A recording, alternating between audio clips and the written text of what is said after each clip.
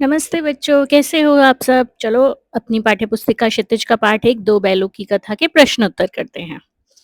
पहला प्रश्न है कांजी हाउस में कैद पशुओं की हाजिरी क्यों ली जाती होगी? कांजी हाउस अर्थात जेल उसमें जो पशुओं को कैद करते थे उनकी हाजिरी क्यों ली जाती है? तो कांजी हाउस में कैद पशुओं की हाजिरी इसलिए ली जाती थी जिससे कैद पशुओं की संख्या का पता चल सके। साथ ही यह भी पता चल सके कि कोई पशु भाग या मर तो नहीं गया। अर्थात जेल में बंद होते थे तो ये जानने के लिए कि कोई भाग तो नहीं गया या कोई पशु मर तो नहीं गया, इसके लिए कांजी हाउस में जो बंद पशु होते थे उनकी हाजिरी ली जाती थी या ली जाती होगी। पाठ की एक्सप्लेनेशन करते हुए मैंने आपको बताया था कि कांजी हाउस बोलते हैं पशुओं की जेल को। प्रश्न नंबर 2 है छोटी बच्ची को बैलों के प्रति प्रेम क्यों उमड़ आया? छोटी बच्ची की माँ मर चुकी थी। वह जब हीरा और मोती की तरफ देखती तो उसकी व्यथा देखकर खुद को दुःख का अनुभव करने लगती। यही वजह थी कि छोटी बच्ची का प्रेम अधिक आया था, क्योंकि वह अपने से बिछड़ने का दुःख समझती थी। छोटे बच्चे की भी माँ नहीं थी और यहाँ पे झूरी और हीरा का जो मालिक था वो सॉरी हीरा और मोती का जो मालिक था झूरी वो भी नहीं था। इसलिए दोनों की जो कंडीशन थी, दोनों की जो सिचुएशन थी वो एकदम सेम थी।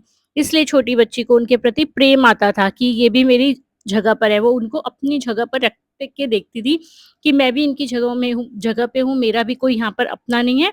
जिस प्रकार हीरा और मोती का मालिक वहाँ नहीं था, उसी प्रकार छोटी बच्ची की माँ भी नहीं थी। प्रश्न 3 कहानी में बैलों के माध्यम से कौन-कौन से नीति विषयक मूल्य उभर कर आए हैं? तो कौन-कौन से आए हैं? पहला, विपत्ति के समय हमेशा मित्रों की सहायता करनी चाहिए, जैसे हीरा और मोती आपस में करते थे। दूसरा, आज़ादी के लिए सजग और संघर्षशील बनना चाहिए। आज़ादी पाने के लिए ज़्यादा एक्टिव रहना पड़ेगा। तीसरा, सरल, सीधा और अत्यधिक सहनशील होना अच्छी बात नहीं है।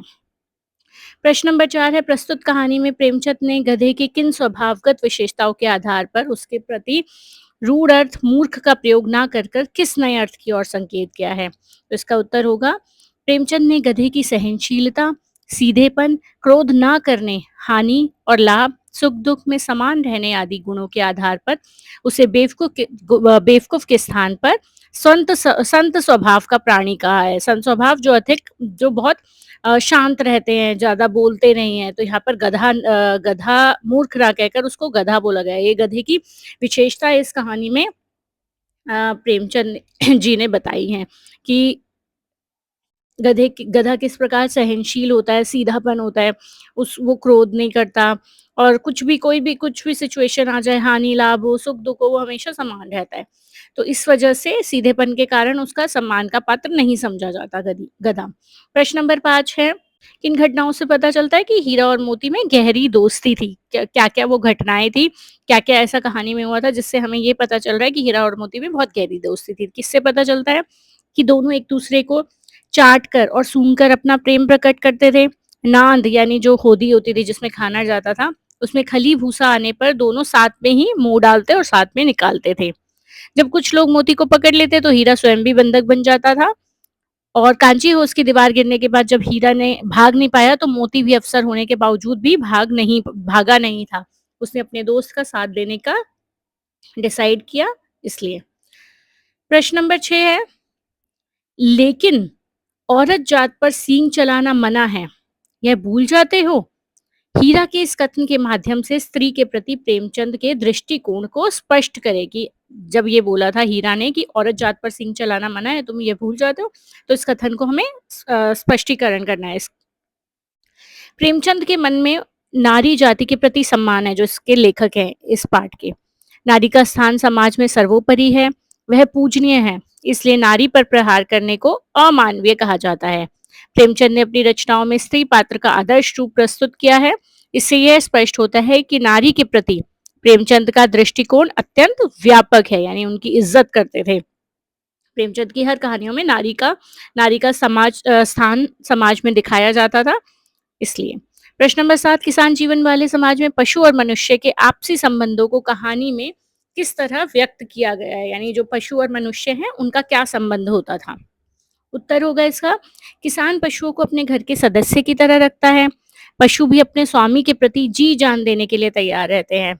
इसी तरह झूरी भी अपने बैलों से बहुत प्रेम करता था और उसने अपने बैलों को इतने सुंदर नाम हीरा और मोती दे रखे थे।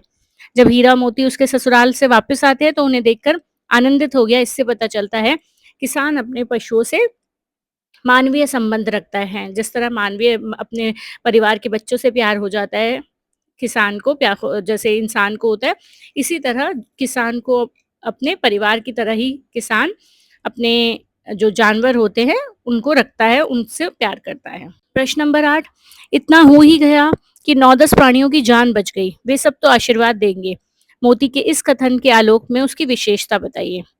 मोती के इस कथन से उसकी निम्नलिखित विशेषताएं उभरकर सामने आ रही हैं। वह आशावादी था क्योंकि उसे अब भी विश्वास है कि वह इस कैद से मुक्त हो सकता है। मोती को लग रहा था कि वो कैद से भाग जाएगा, लेकिन हीरा तो बंद हो गया, तो इसलिए वो भी नहीं भाग पाया क्योंकि हीरा को पकड़ा हुआ था उन्होंने रस्सियों से।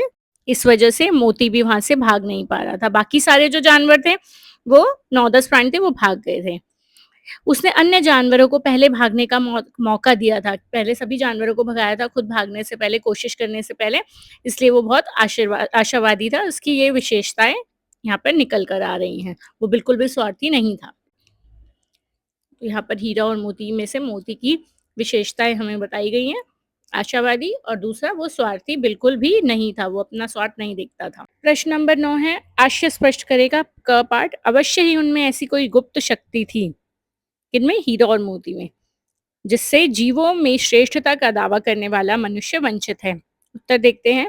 हीरा और मोती बिना कोई वचन कहे एक दूसरे के मन की बात समझ जाते थे। प्राय वे एक दूसरे से स्नेह की बातें सोचते थे।